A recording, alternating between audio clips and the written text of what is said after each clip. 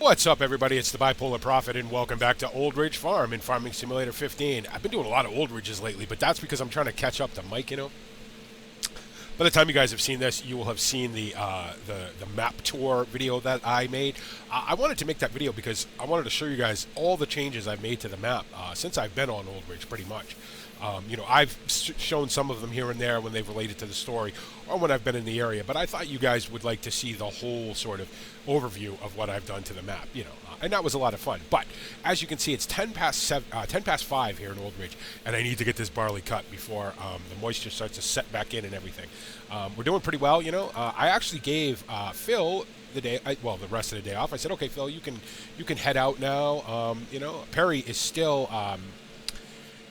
planting grass. He's moved over to field 1 now to plant grass. He said, you know what, we might as well put grass over here too, because we're going to put it, like I said, on all the fields as a cover crop for the winter. So he decided he wanted to go over there, and I've gotten a couple phone calls. Apparently the celebration has begun over at the pub already, and they're like, BP, you got to get over here. So I want to get this done, so we can get this grain over to the cob, get it sold off, and then I can head over to the pub and hopefully not have too crazy of a night, because busy day tomorrow. I have to meet the gentleman. I'm swapping my New Holland roll belt round baler for his Krone square baler, so we can make that transaction. I can have a look at it. He can have a look at my baler, make sure it's going to fit both our needs and everything. So busy day. Lots of stuff obviously to do. Walking fields and seeing if anything needs to be sprayed. I have a sneaking suspicion that OSR is going to come up, by tomorrow, so that's going to need to be cut too. Whether or not we get to that tomorrow or not, we'll see. But obviously fields are going to need to be taken care of and whatnot. So, kind of cutting. If I could ever remember to go in the right direction, cutting a couple of headlands on this side of the field too. This side of the field's a little less square than the other side, so I need the extra room to kind of turn around. I'm probably going to rake all the straw anyway, so it doesn't really matter if the straw is sort of, laid down in weird rows. Just kind of how it is. So I gotta say, I forgot how much fun it is to actually drive a combine. I know Shawnee B really enjoys it. He does all of his own combine work. I tend to let Perry or Phil do it. Perry generally, because Perry's a little more comfortable in a combine than Phil is. Phil's certainly capable of driving a combine. He just prefers to cart, But since we only had this half of the field to go, and I was like, you know what, I can go over there and empty myself, if I need to. And since we're probably not going to get more than one tipper load of barley off this field anyway, I was like, no point in you sitting there hanging out, on your phone and stuff, and me paying you for it. So,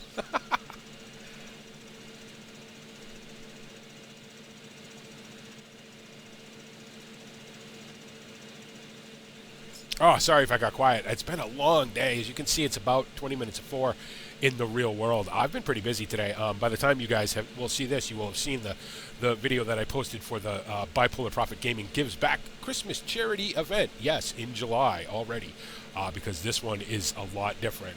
And you guys have seen the video, and I'm not going to talk about it in every single video I make. I may touch on it occasionally, but I don't want to drive you guys nuts with it.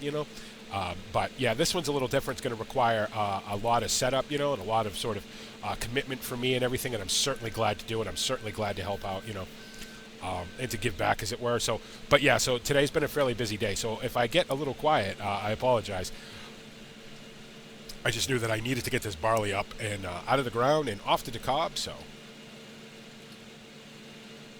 and then that'll be the end of another long day here at Old Ridge. As you would expect, it's that time of year now where the days are going to be long. I don't think I'm going to be doing. Obviously, there's going to be some tillage because I'm putting grass in. I'm not going to be spreading muck on anything.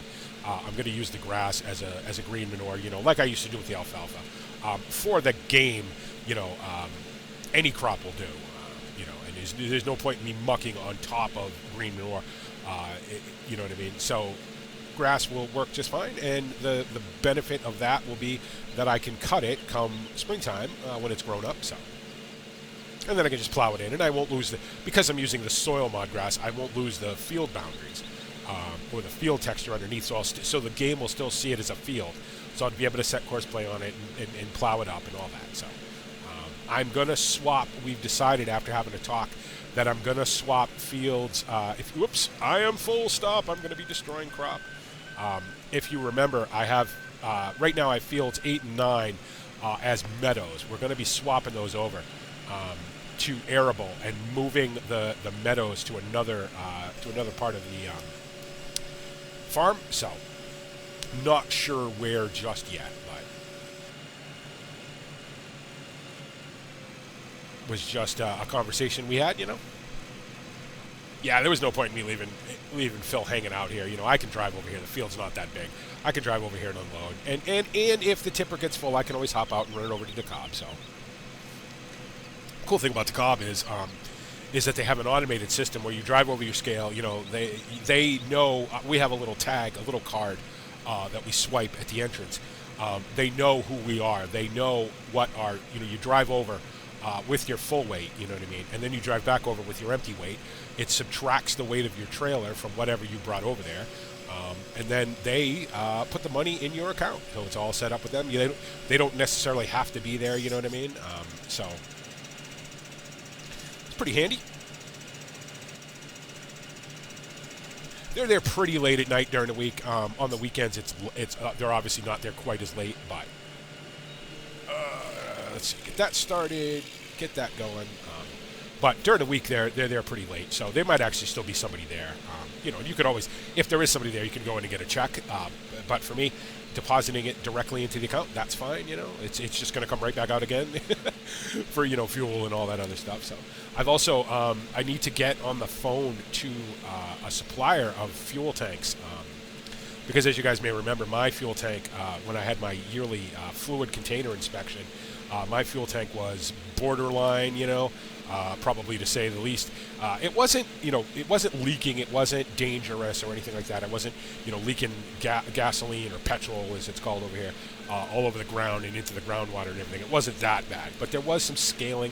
There was some rust. It was pretty old, and the inspector, sort of suggested that I think about replacing it at some point. So I decided, no point in waiting.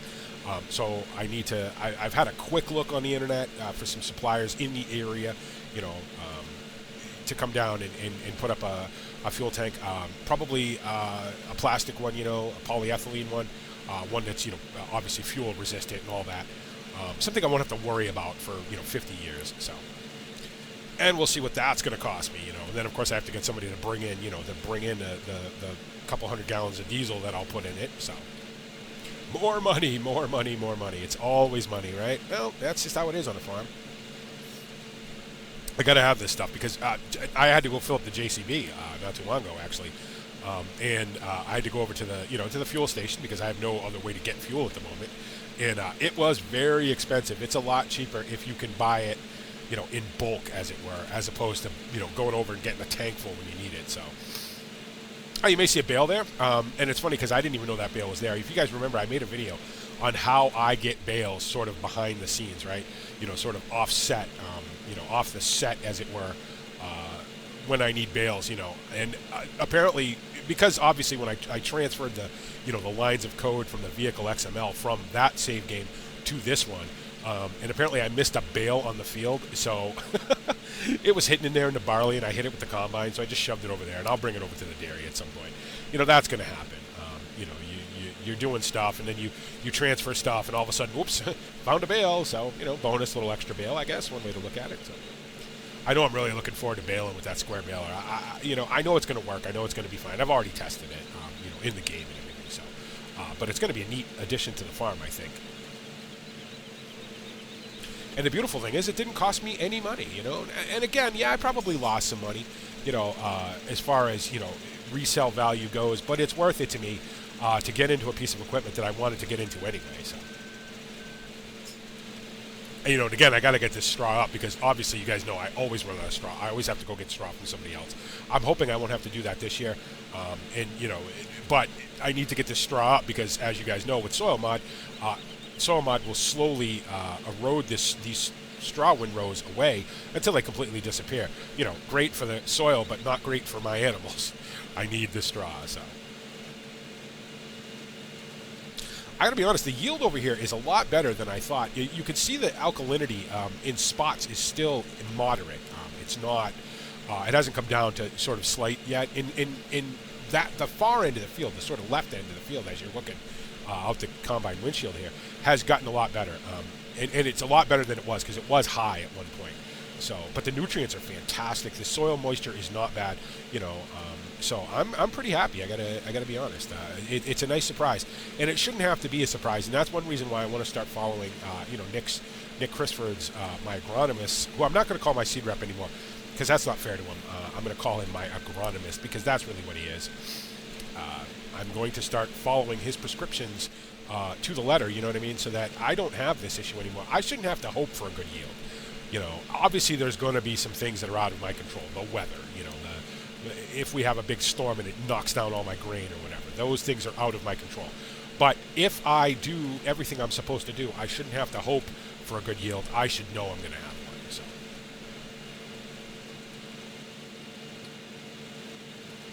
Now, I hope Perry doesn't need to be filled up again. That is a big field over there. Field 1 is a really big field. It's probably on par acreage-wise with this one,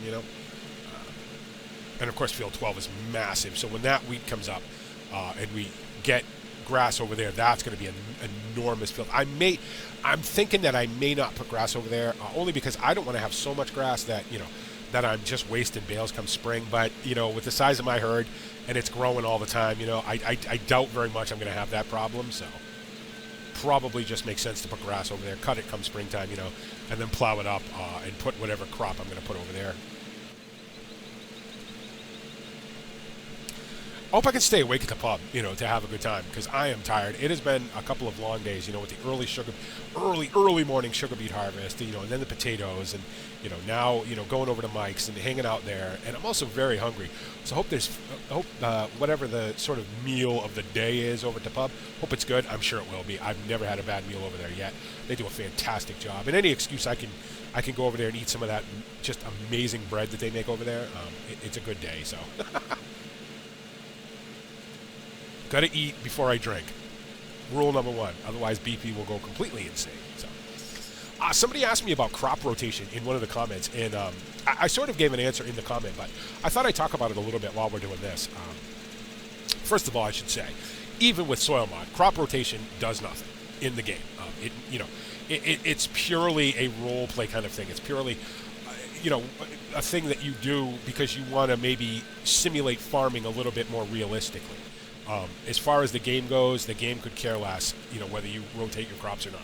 You could plant the same crop in the same field for 100 years, quote unquote years, whatever you call a year, and the game, doesn't care one bit. But if you want to do it more realistically, and I should say that my crop rotation is based on a lot of things. It's based on some guesswork. It's based on some, that sounds good. It's based on a lot of information I got from David Oldfield's videos, who was really the first person that I saw, who I watch on YouTube, who introduced a crop rotation into Farming Simulator. He may not be the first, but he was the first one that I watched. It's based on a lot of information from Mike, my friend Mike. And it's based on some information that I did, some research that I did on the internet about UK crops and about UK crop rotations and things. Basically, the idea of a crop rotation is this. For those of you who may not know, in real life, you don't want to plant the same crops in the same fields over and over and over again, because a couple of things happen. One of the things that happens is that the crops become weaker because the soil becomes weaker. Every kind of crop takes a different sort of level of nutrient and a different sort of, nutrients basically out of the soil. Some crops put nutrients back into the soil. You know what I mean? So that's why you want to rotate your crops. Now, as I said in my comment, and as Nick mentioned to me, you can double crop certain crops a couple of times. You can double crop wheat, you can double crop barley, you can double crop OSR, you can definitely double crop soybeans. Soybeans and OSR are what's called break crops. They will break the cultivation cycle of weeds. They will break the nutrient loss of other crops, you know what I mean, of your soil. Grass is another great sort of restorative crop, you know what I mean? And that's why you rotate crops. So, my crop rotation is very simple. I try to not plant the same thing in the same field twice. Although, of course, because I don't have unlimited fields and because, I don't have that much acreage, it always ends up that I'll plant, especially in this field, what I call the home field here, I will plant, barley and wheat in this field repeatedly because they can take it, you know what I mean? They're not awful on the soil. One thing, if you want to play as realistically as possible, you definitely want to avoid is you don't want to put sugar beets or potatoes in the same field more than about once every 5 years, whatever a year is for you. Whether a year is from the time you plant till the time you harvest, and that's a year, you know what I mean? Whether it's, from the time you start getting ready from your soil preparations, all your tillage and all that, if you're doing soil mod, to harvest or whatever. But that's a realistic thing. And that varies depending on what part of the world you're in. I know in the UK, most of the people that I've talked to, most of the research that I've done has shown that you don't want to plant potatoes or sugar beets in the same field more than about every 6 years, and that's how I do it. That's really the only sort of, serious limitation, I think. And again, the game could care less. The game doesn't care when you plant, what you plant, where you plant it, how often you plant it. It's just a role play thing. I try to move my grain around, from field to field to field. Like I planted barley in this field this year. I'll probably plant wheat over here next year. Oh, wow, he needs to be refilled again. I've refilled that thing a lot. That grass I'm going through a lot of grass over there. That's okay. But yeah, so, I planted barley over here this year. Last year I planted soybeans. The year before I planted wheat. Next year I'll probably plant wheat again. And I do have a list. I do have an actual, notepad document that I created to show me where to plant when, and that's something you can certainly do, if you're interested. Take whatever you've got in the ground now. Say you're in the middle of a growing season right now. Take whatever you have in the ground now. Take all the fields you own, or however you do it, and write down what's in all those fields. And then go around and say, okay, so next year I want to rotate that stuff. I want to rotate it around. I want to plant, if say I'm just going to pick some numbers and some crops. Say I've got wheat in field 1 this year. Well, next year I want to plant barley in field 1. If I've got barley in field 2, I want to plant wheat in field 2. If I've got, OSR in field 3, I want to plant, maybe sugar beets in field 3. Things like that. Just a rotation of your crops. It's very simple. It doesn't need to be involved. It can be as involved as you want, And there are tools out there, soil mod tools, if you use soil mod, that can help you, sort of put it all in an understandable format. I do have one, and it's hit or miss whether I use it or not. I think now that I want to introduce this sort of prescription from Nick, into the story, I'll probably start using my soil mod calculator, my soil mod reference sheets a lot more, and be less hit or miss with things. Are we going to fill up? Are we going to fill up before we get to the end of this row? I think we will. Again, I am very surprised at the yield of this. Not that I expected it to be awful. Not that I expected to get 10 bushels off it, but I'm definitely getting more than I expected. So that's the other thing I want to start dealing in more is bushels as opposed to liters or tons or whatever. And basically, how I'm going to do that is this: I'm going to call a bushel 100 liters. Is that accurate? Probably not, but it's a good, easy number for me to remember. So I'm going to say that right now I have 573 bushels, in the combine, in the hopper right now. Is that probably way too much? Probably, but that's what I'm going to say. So I'm going to try to start working more on that. And the reason for that is that I've been doing a lot of work on an American map off screen called the Idaho map. Which is a map that I played a lot of. In fact, my very first videos that I ever put up on YouTube were made on that map way back, 2 years ago now. And I really, really enjoyed it. And there's a 15 version, and it's not as good as it was in 13, at least not the version I have. It's a simple map, but it's huge. And I've really been teaching myself to think in bushels over there. So I said, you know what, that's the universal sort of measurement of grain of any, agricultural crop. So why not use it in real life, right? Not in real life, but in Old Ridge as well. So, although, to be honest, I sort of consider Old Ridge to be real life most of the time. So, okay, I guess we should probably go empty because we're 98% full. So, now I don't know what the real bushel capacity of this combine would be. I'm sure I could probably look it up and then sort of extrapolate what I want a bushel to be is, but I'm going to say 100 liters, 100 units, farm sim units, liters, whatever they are. I think that'll work for me. So now, am I going to fill this thing up and have to empty it? Probably not. Probably not. Like I said, if I got one full tipper load off of this field, I'd be happy. So And to be honest, I don't know what I could really do to increase the yield to get, 4 or 5 tipper loads off of it. I just don't. There's just not enough acreage over here, even though this is a good size field. Oh, you know what? Oh, maybe. And of course, everybody is now suddenly playing Steam games. So my Steam notifications keep popping up. Oh, I'm full. The tipper is full. Okay, well, you know what I'm going to do, though? It would be silly to not go get this last little bit. And then we'll run over to DeKalb. We'll sell this off. And of course, in the game, my payment will be instantaneous. In real life, it takes a little longer than that. And we'll call this an episode. And in the next episode, assuming I don't, go to jail or do anything ridiculous tonight, which I don't see myself doing, we will be back on the farm, probably walking the fields, maybe doing some spraying if anything needs it, feeding the animals, obviously, all the stuff that we do every day here in Old Ridge. So probably got some animals to sell too, and I may actually do that in the next episode as well. Just because I want to get those those animals sold off. I'm going to need to make more than one pass, aren't I? I suppose if I drove in a straight line, that'd probably be better. And obviously I need to rake up this straw and get this baled up. So probably, I would imagine, I think this guy is going to come over to Chad's at about 9 o'clock in the morning. So that'll give me time to sort of feed my animals and walk the fields and do all that sort of stuff that I need to do. And then I can bring the roll belt over there and we can make our trade. He can look at my baler, I'll look at his, and and I'm sure that they'll be acceptable to both of us, and we'll be square baling at some point tomorrow as well.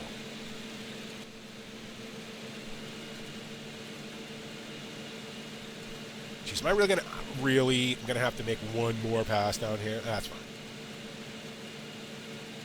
Oh, easy, VP. No hammering down. No hammer. You don't want to hammer down in the barley. That's not good for it. No. Go too fast, you end up blowing more out the back than you put in the tank, so we can't have that. Just got to get this last little bit. I'm such a lousy combine driver. Phil was giving me the business. He was like, "You are so bad at this. How are you even a farmer?" I was like, "Shut up, I still pay you." No. All right, very good. Now, of course, you know what stinks about this, though, is I'm going to have to come all the way back and pick up this last little bit and bring it back to the cop. But I'll do that off screen, obviously. So better do this. Oh, I can't. He's full. Crap. Well, 16%. I mean, that's another, 10 bushels. So I'll definitely take it. Okay. So let's leave you right there. Shut you off. Make sure I set the brake. We'll go jump into the case here, get the cover on, get the beacons on, jump in the cab, get the tractor fired up. I think I have the brake set, even though I can't see it because everybody in the world decided to start playing Steam games right now. So my Steam notifications are going crazy. Glad you guys are having fun. And we will run this over to DeKalb and get this sold off. And that will be the barley cut for 2016 here at Old Ridge. Wheat, OSR, and corn left to go. Corn obviously to be chopped for silage. As much of it that will go into my bunkers as we can get, and then whatever's left will go over to the BGA. Again, not really. I'm hit or miss with the BGA. I know Mike is really making an effort to fuel the BGA, which is awesome. And you guys know he just took out a massive loan. So he's really counting on the BGA payments to sort of, pull him out of that. So, and the BGA does pay very well. There's no doubt about that. But, I just don't have the acreage to sort of support it, So, whatever I can't use, I'll bring to them, Probably that field, to be honest, will probably fill up both my bunkers. I still have quite a bit of silage left, actually, that I may or may not go through before that corn's ready to go. And if not, I'll just pull it out.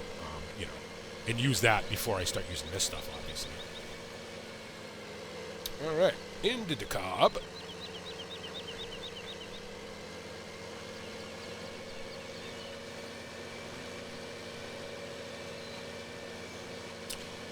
And we'll get this tipped off and getting a little tight over here since Soya UK built its tipple over here. It's definitely bins. It's definitely a little tight, but not so bad. Haven't driven off this yet, so. All right, and we'll open that, and we will. Why do I not have a dump icon here? Am I not over the? There it is. And we'll get that sold off. And goodbye, grain.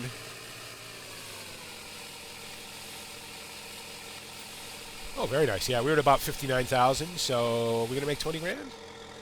$20,000? Oh, not quite 20,000. Okay, again, not bad. I have a little bit left to bring, but I'll do that afterwards, obviously. Yeah, okay. I'll certainly take it. So, because I think next year, before next season officially starts, I will be looking at a new seater. So.